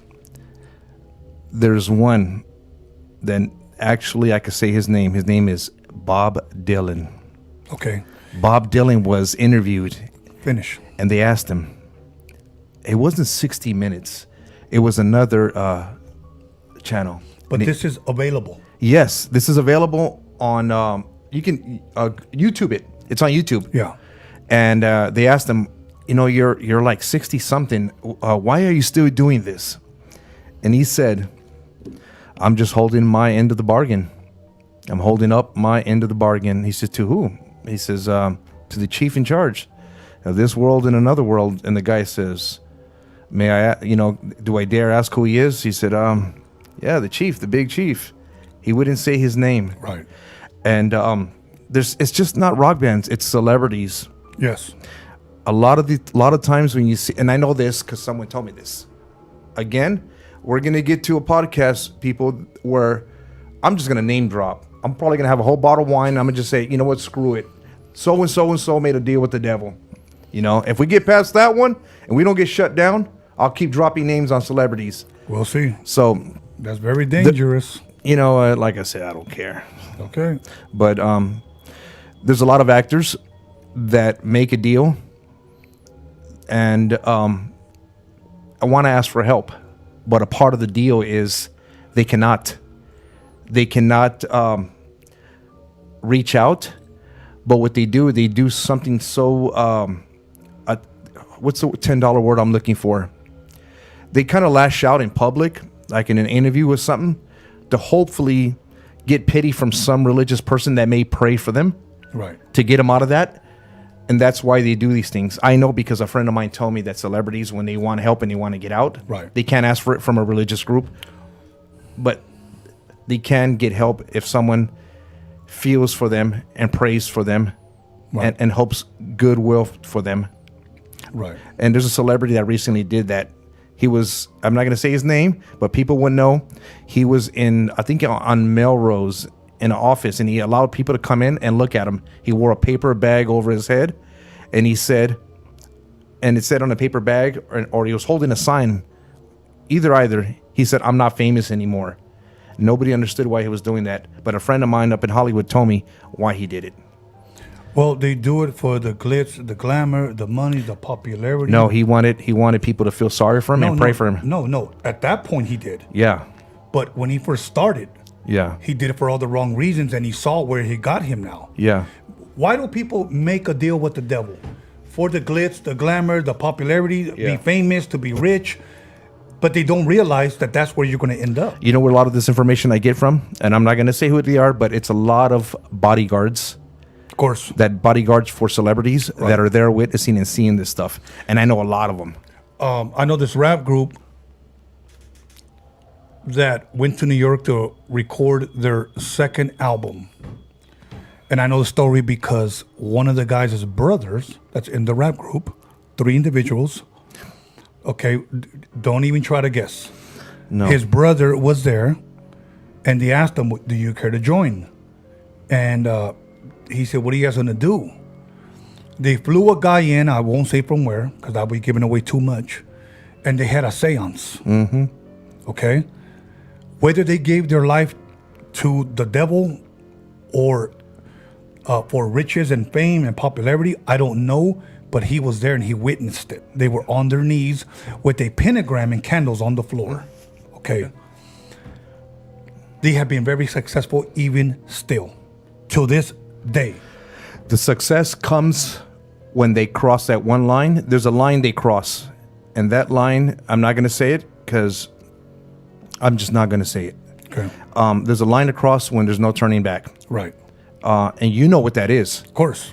You know, there's a lot of people that do rituals and worship the devil and do this stuff. But if they haven't done this one thing or said this one thing, right, there is hope.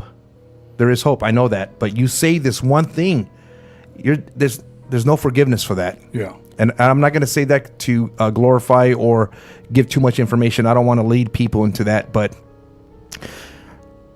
I think on a daily, Tony, with everything I know a lot of people don't know as much as I do, or some people may know more than I do. But that's not the point. With what I know and with what I see on TV, like these ghost hunters, these Ghostbusters, I'm like, God, you're never going to get me with someone that invites me. Hey, would you be on our YouTube channel and go with us to this haunted house? No, what are you doing? You know, there's a pit bull right there behind that picket fence. Go pick a stick at it. See what happens. Because that's what you're doing. Right. You know, I can't believe some of these people. A lot of these people do this crap because they're stupid and they want views. That's what it is. Let's go ghost hunting. People love to see this stuff. Popularity, the glitz, the glamour. They want to be famous. Nah, man. Okay. I hope you guys experience something. Well, I don't want you guys to experience something negative, but I hope you guys change your lives around and get away from that ghost hunting crap. Yeah. Okay. Let's bring it back to what I was telling you about these artists that supposedly had did this. Now, this story right here, I probably only shared it one other time. And I shared it, I want to say 1998 with a certain individual who's no longer alive. So nobody's ever heard this story. Right. This certain individual who talked to me about wanting to go to this meeting, at another occasion, this was our second conversation. I asked him, what are these meetings like? And he said, well, for beginners, it won't be the type of meetings that I go to. That's what he told me. I said, okay. I said, like, what do you see? And he goes, do you really want to know? He was probably in his 40s and I was in my early 20s. And I said, yeah. Keep in mind, this guy had his car flown in from Germany. That's how much money this guy had. You know the difference between you and I in this situation? That you had people trying to recruit you. I was never asked to be recruited or brought in. I stumbled upon this stuff. Right. I've seen this. And it's slick how the devil works. Of course. Well, he knows who to approach. Right. He knows who to talk to. I think with that being said, it was offered to me in a way of me seeing it all the time and being enticed by it. But I wasn't. Right. Well, some people like the darkness. Some people like the power. And that's where I'm going. Yeah. I believe that this guy was more intrigued with the power. Remember the movie The Ninth Gate?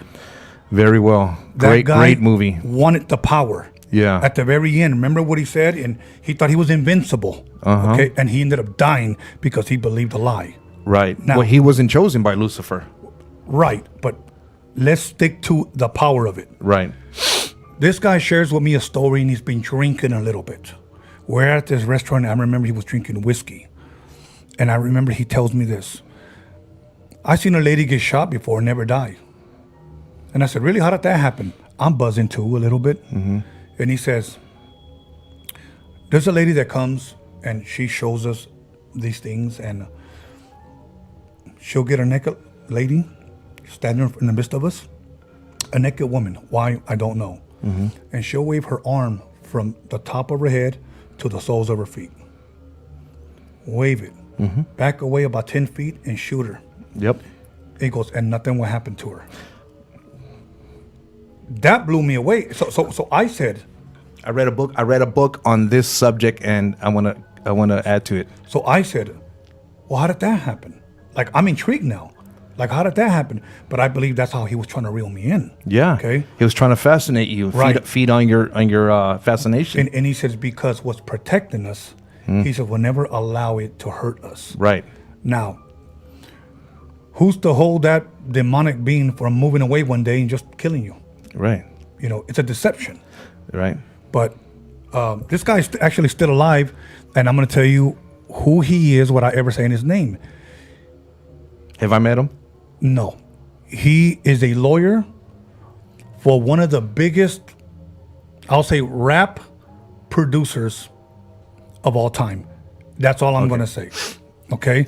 Now, I'm not even going to say East Coast or West Coast. Okay. Because I just want to leave it open like that. All right. With that being said, I read a book, and at the moment, it intrigued me so much. I was fascinated by it. At the same time, it scared the hell out of me. And it was in the Hollywood Hills. Mm-hmm. It was these rich, elite people that would have huge satanic parties, get-togethers, and they would compete with their demons. You just said a lady would be pointed a gun at, and they would shoot. That same thing I read in the book. It's funny how we never talked about this. A lot of times, you know, we go off on different stuff, but yeah, it's funny. It's pretty cool now that I think about it. But yeah, it was about whose demon was more stronger. Right. They put a rabbit in front of this lady, and she would chant or hum or hymn whatever sounds, and she would move her hands and twist and turn this rabbit and transform it into a cat, and the rabbit was screeching in pain. It was a demon that was in her doing this, and they were competing with other people that had their demon angels, guardian. You know how they say people have guardian angels, right, with their guardian demons. Another person stood in front of a person pointing a gun at him, a revolver, and just unloaded the whole barrel, and the bullets just went around them. Wow. Yeah, and it was a big party, and they were all laughing, joking, probably eating crap too. So you know? Not only were they rich, but they loved the power of it. That's what fascinated them. Man, you know, when I'm up there, when I drive around LA and I drive around the house, those huge houses, I do the same thing in PV. When I look at these huge mansions, do you ever wonder, what do these people do for a living?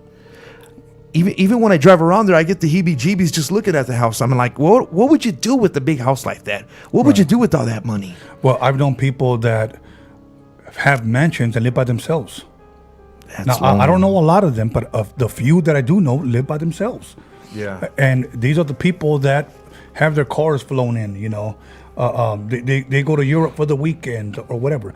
Not saying that nobody can have nice things, but we're talking about people that supposedly make deals with the devil. So now I'm going to twist your arm and ask you, do you believe that it is possible that someone can make a deal with the devil for fame, fortune, etc.?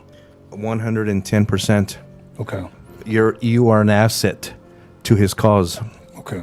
And who am I to say that Satan won't deal with big rock stars? Maybe he does, but I can guarantee you that his time is totally dedicated to bigger potatoes, not small potatoes. You know, I'm going to say something, and world event stuff, right? Countries, wars, not some rock star singing a song and subliminally saying his name, right? You know, on the record, right? I'm going to say something, and I'm not going to say this person's name, but I will say that this person is no longer alive. He was murdered. He was killed. Okay. I'm not even going to hint around who he was, but I want people to Google this. Right before he was killed, he was about to release his own clothing line, and it was 666. Wow. Right before he got killed, he was possibly the biggest rapper alive at that time. And if you think about it, do not say his name, okay? But people Google it. Right before he was killed, there's a picture floating around on the internet where he's wearing his clothing line, and it says 666. Right. Think about this. He was the biggest rapper at the time. How many kids today would have been sporting that, thinking it was cool to wear what ancient texts call the mark of the beast? Think about that, the mark of the beast, okay?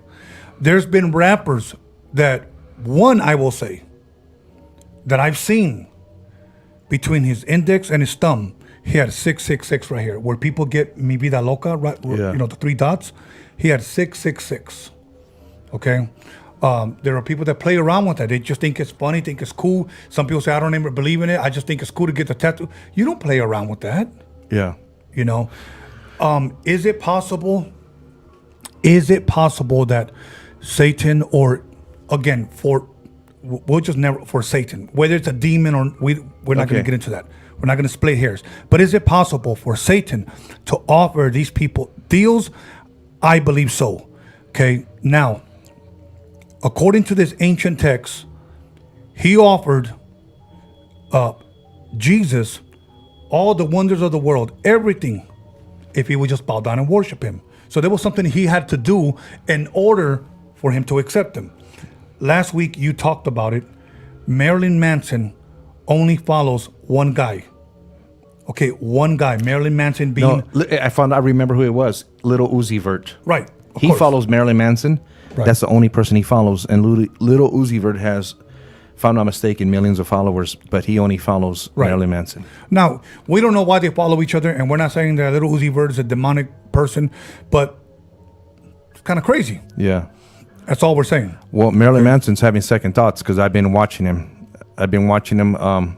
Without going into detail. I stay on top of things, Tone. I believe me, I do too. And one thing I know about most people that claim to be Satanists, later on, after studying their past, I find out that were raised in the church.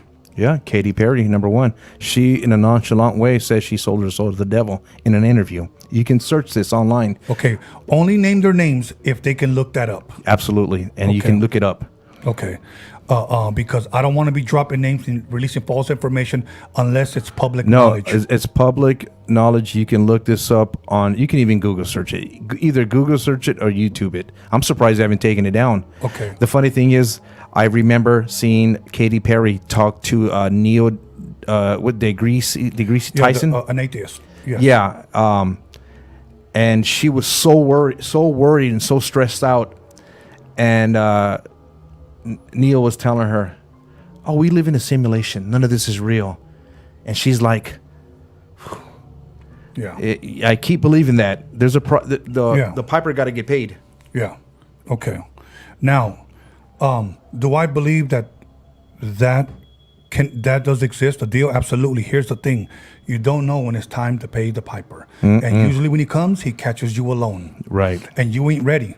Many times there was a rapper that was killed. I want to say last year or the year before. He was killed.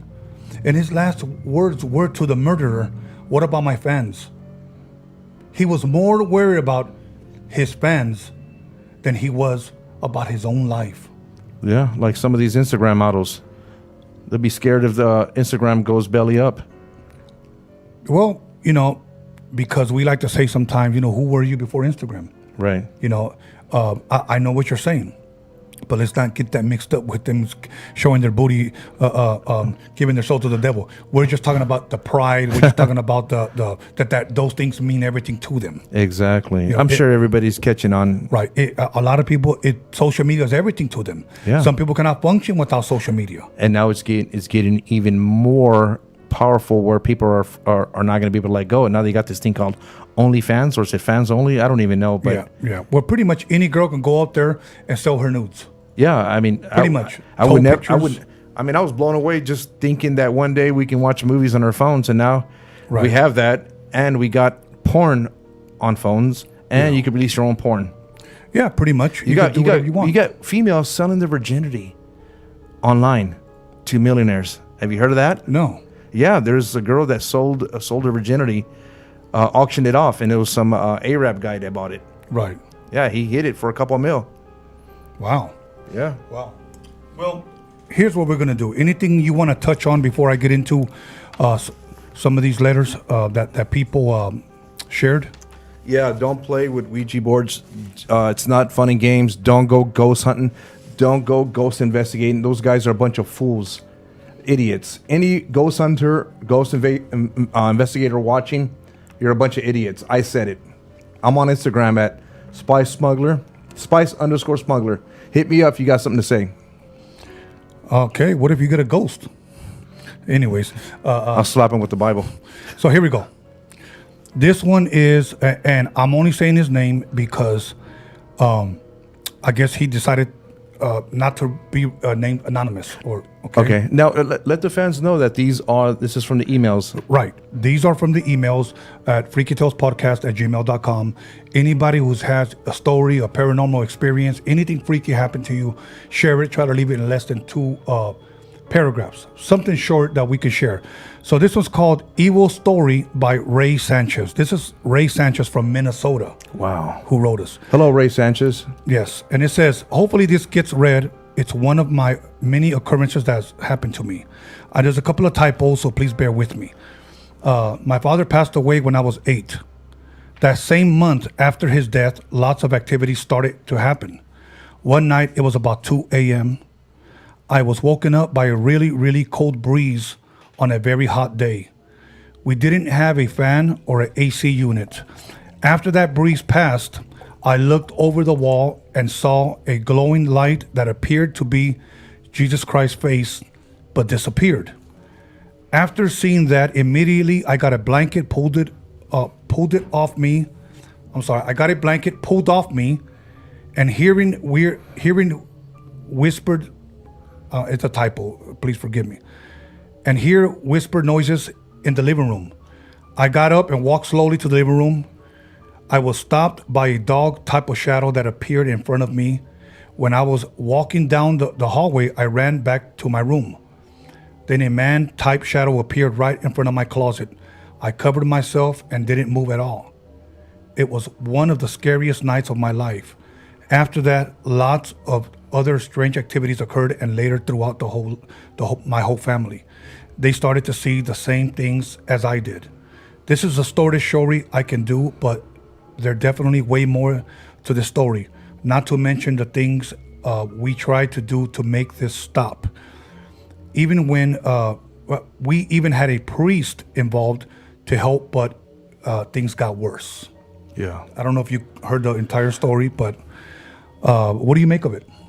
Well, it was obviously. I can go in different directions, but for one, it wasn't good.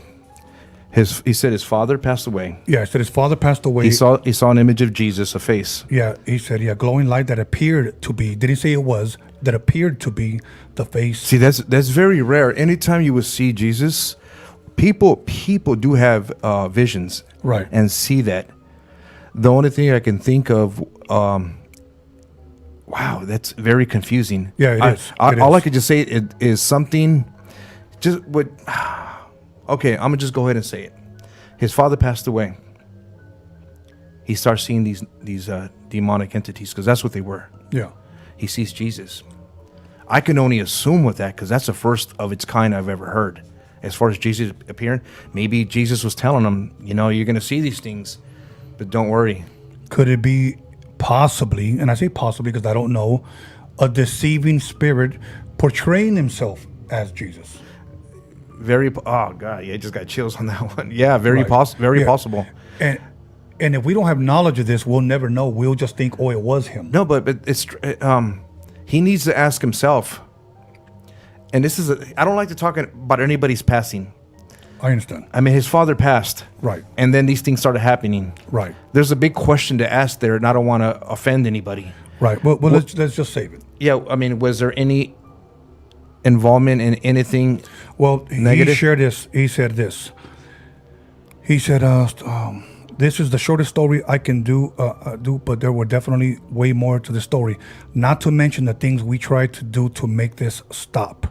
Okay, so obviously they tried several things to try to make it stop, and then when they called the priest, it didn't help. Things got worse. Well, I don't know his father, right, and I don't know who he was or what he was about, so right. It's hard to elaborate on that. It is. But bottom line is, whatever's in there is a negative. Good. It's not good. Okay, so thank you, Ray Sanchez from Minnesota. Thank you for sharing. Thank you for sharing. Sorry, we don't have all the answers to everything, but yes, this one is from Denise Hernandez. Okay, when I was 11 years old, this one was really intriguing to me, and I think maybe you can help us out on this one. Okay.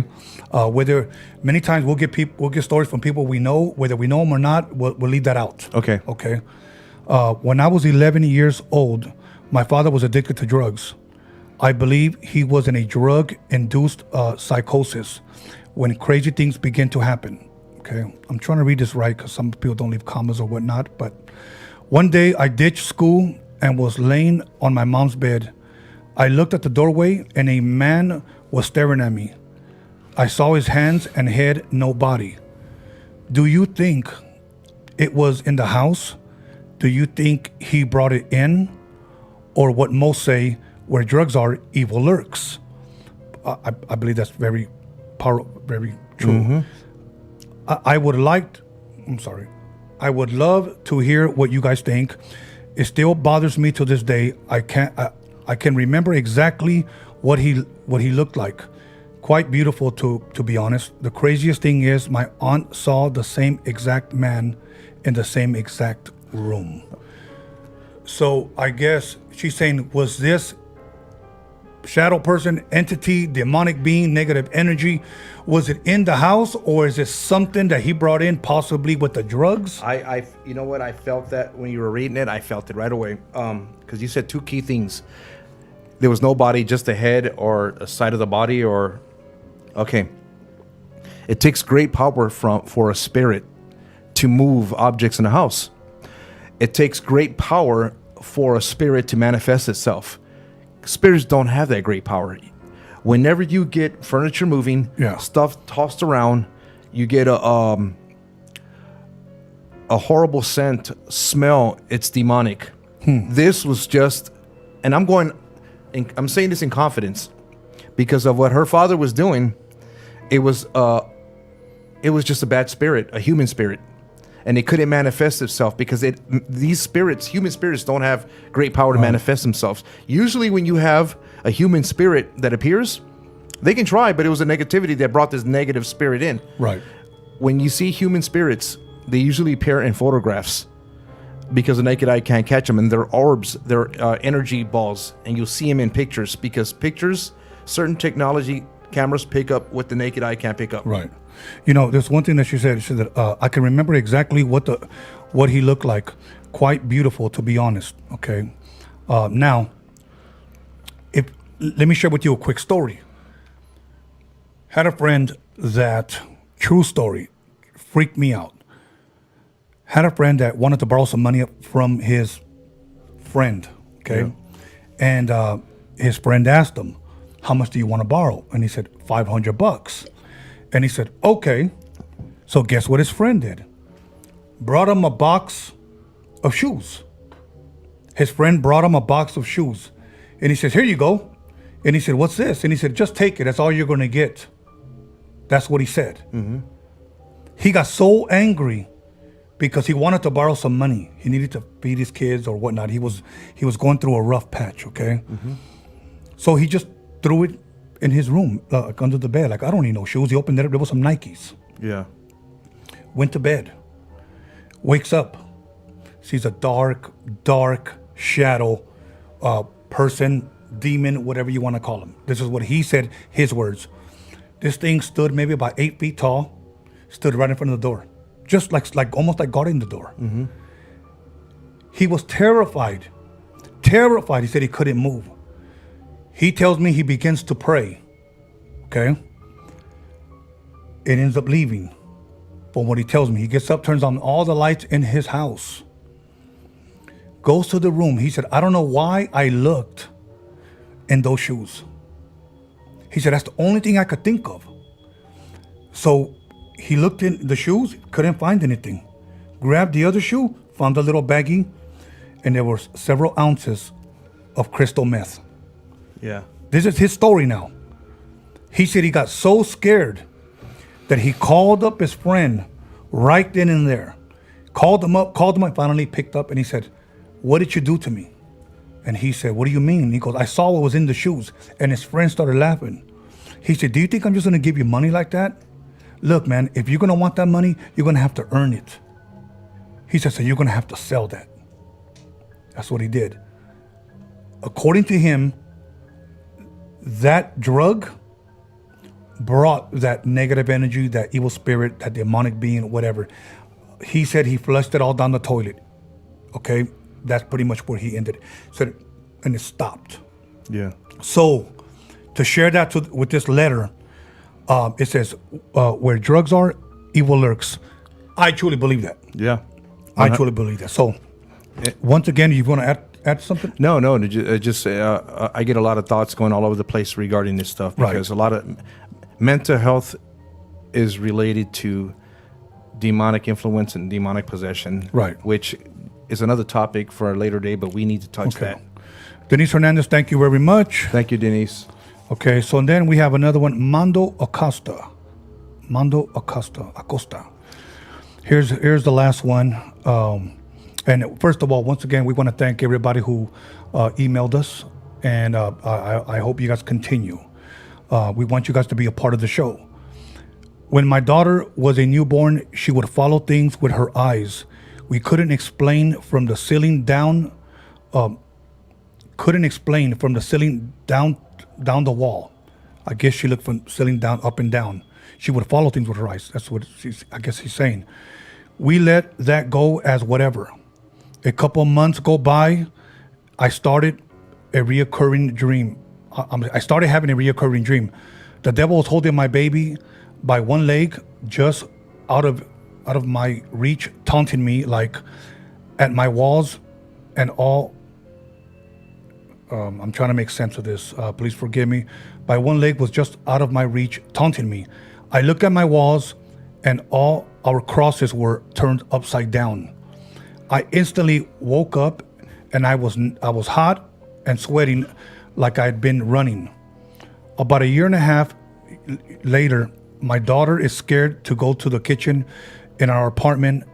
This went on for weeks, and I couldn't understand why until I saw this shadow man wearing a fedora and was maybe 6 foot tall. As soon as I saw this, it vanished back into the hallway. I didn't know what to do. I grabbed my wife and hand and spoke very aggressive and told it it's not welcome in our lives, not welcome here, not welcome in our lives or our children's lives. And in the name of Jesus, I rebuke you, and said this out 3 times. The third time, I said amen, and my wife and I felt this wind go through our bodies and out through the door. It even blew our wind chimes. Glad to say since then, I've had no nightmares or shadow people. Sorry if it's too long. Tried to keep it as short as possible. Thank you, Armando Acosta. Or it says Mando Acosta or Armando Acosta. So thank you for sharing that. So obviously when his daughter was a little girl, she saw things from the ceiling down to the walls. Right. Eventually, about a year and a half later, he's had reoccurring dreams of his daughter, of the devil taunting him with his daughter. That was, without going too deep, that was just a bottom feeder demon. Right. Well, we don't know what kind of demon it was, but you know what? Because I'm more the skeptic when it comes to that. So sometimes I would challenge you, not saying that you're wrong.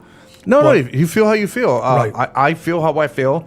Right. Usually, because you know some demonic entities, it takes a lot more than just to say in Jesus' name. Right. Of course. So he rebuked it. Obviously, I don't know if he's a religious man or whatnot, but for some reason this works for some people. Absolutely. Okay? Yeah. It works for some people. He said it 3 times. He rebuked it.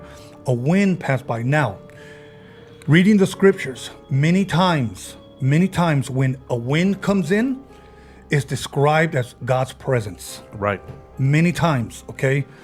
Reading this, that's what I got. Okay. Whatever this spirit was, entity, or whatever it was, it feared what he said, his belief, his faith. Right. Okay? Then, according to him, he felt this wind.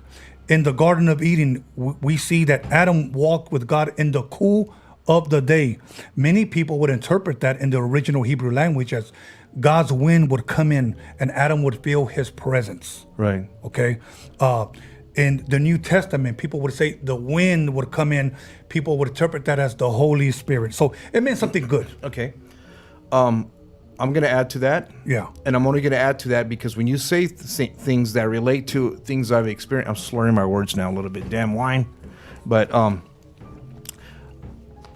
going to add to that because when you hit something that hits home, yeah, I got to contribute to it. Because I know we're going to have some people saying, Spy Smuggler is agreeing with everything he's saying. I've heard that in the comments.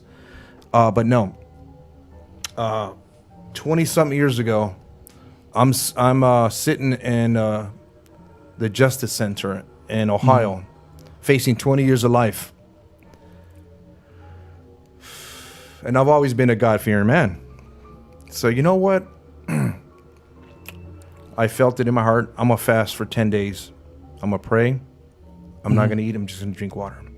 I fasted for 10 days. I've seen, I felt, and I've heard. It's a spiritual thing. And when you said wind, I was sitting in the devil, demons or whatever it was attacking my mind with depression, anxiety, suicidal thoughts. And I'm not a suicidal person. I'm sitting there and I just feel this dread come upon me. Outside influence. It wasn't in me. It just came from outside. I felt it. And I put my head down, closed my eyes, and I said my prayers from my heart in sincerity. I felt a hand rub my right shoulder, and I turned around. No one was there. 10 feet, no one was around me.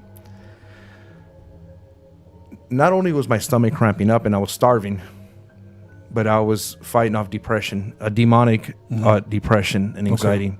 So with that being said, I got up and in my mind, I'm saying my prayers. I go to my jail cell and I look at pictures of my children on a desk and my heart just drops. I close my eyes and I say my prayers, giving him the glory and thanking him no matter what. Right. And like you said, strong wind came in out of nowhere, right, and blew all my pictures off my table. But it was it felt so good. Okay. You know, so you can relate to what he is saying. That's why I said this little story. Okay. Okay.